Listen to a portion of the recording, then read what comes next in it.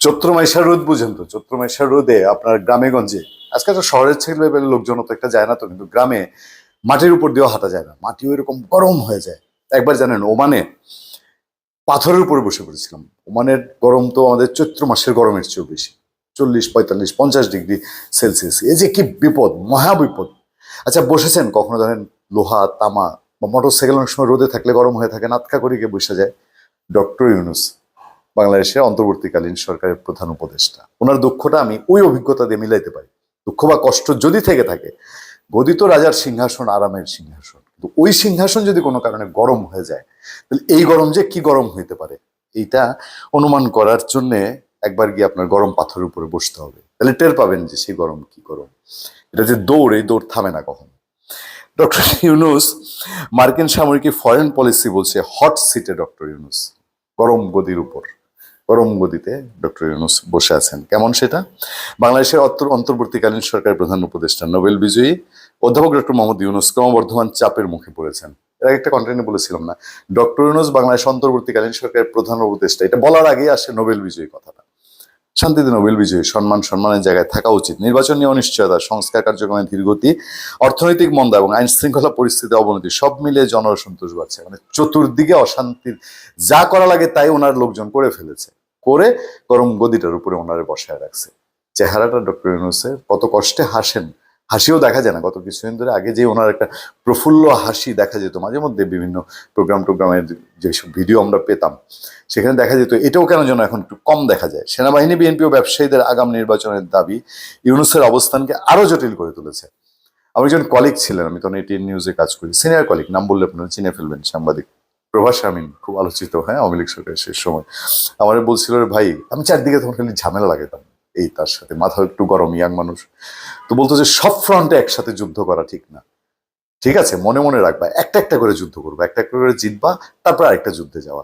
আর doctor Yunus গ্যাঞ্জামটা কোথায় পড়ছে দেখেন, সেনাবাহিনী বাংলাদেশের শক্তিশালী একটা stakeholder, BNP, Awami League নাই এই দেশে এখন, বিএনপিরই অনেকে দেখলাম আমাদেরকে কমেন্ট করে, দেখবেন যে এখন দেশ বিএনপির দখলে। ব্যবসায়ী যারা সবকিছু মেনটেন করে, সবার সাথেই তাদের সাংঘাতিক ব্যালেন্স, মানে এই তিনটা উইং এর সাথেই ডক্টর ইউনূসের গ্যাঞ্জাম লেগে গেছে। তিন উইংই কয় নির্বাচন, আর উনি কয় সংস্কার, মানে দুই শব্দের তো আকাশ পাতাল পার্থক্য। এই উত্তপ্ত রাজনৈতিক প্রেক্ষাপটে সহিংসতার আশঙ্কা বাড়ছে, রাজনীতিবিদরা মুখ ফুটা বলে ফেলে গৃহযুদ্ধের আশঙ্কা বাড়ছে। আচ্ছা, যদিও সমঝোতার মাধ্যমে একটি শান্তিপূর্ণ রূপান্তরের সম্ভাবনাও উড়িয়ে দেওয়া যায় না, এটাই আশার খবর একমাত্র, যদি শুভ বুদ্ধির উদয় হয়। মার্কিন সামরিক ফরেন পলিসিতে এক মন্তব্য প্রতিবেদনে এমনটি জানিয়েছেন মাইকেল কুগলম্যান। তিনি জানেন, বাংলাদেশ ইস্যুতে রেগুলারলি লেখেন, তিনি ফরেন পলিসির সাপ্তাহিক সাউথ এশিয়া ব্রিফে লেখেন এবং প্রায় 2 দশক ধরে এই অঞ্চল নিয়ে বিশ্লেষক হিসেবে কাজ করেন, যেটা বলছিলাম।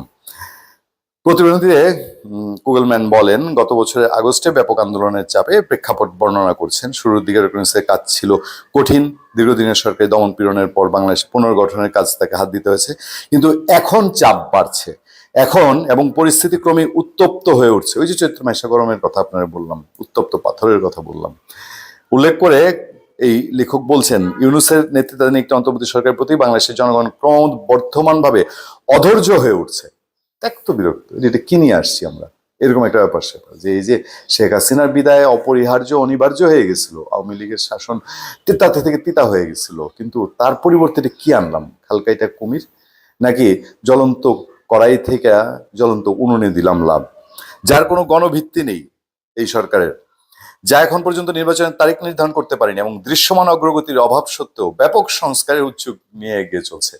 কাজের কাজ ছাড়া কোনো কাজকর্ম নাই, মানে কোনো আউটপুট নাই, সব জায়গায় ডাব্বা, কিন্তু সংস্কার সংস্কার বলে এই জব চলছে। সরকার বলছে 2026 সালের মধ্যভাগে জাতীয় নির্বাচন হবে। বাংলাদেশে একের পর এক খারাপ খবরে বিধ্বস্ত।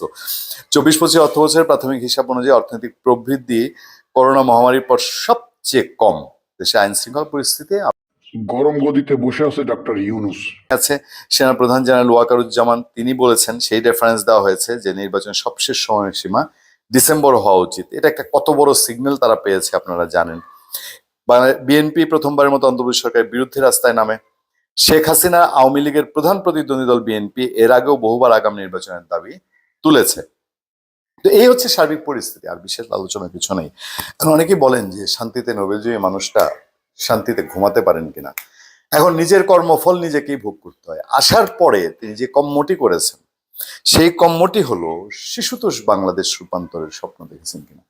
উনি একজন নোবেল বিজয়ী মানুষ, কিন্তু তার একটাই কথা, দেশের 18 কোটি মানুষ বাদ দিয়ে, তারপরে রাজনৈতিক দল বাদ দিয়ে, সুশীল সমাজ বাদ দিয়ে উনি স্বপ্ন দেখেছেন যে আর এই ছাত্রদের আন্দোলন, এই মাধ্যমে আমি বাংলাদেশের প্রধানমন্ত্রী হয়েছি, আমাকে এই ছাত্রদের কথাই শুনতে হবে। উনি সেটা শুনেছেন, এখনো শুনে যাচ্ছেন। এবং ছাত্র কারা?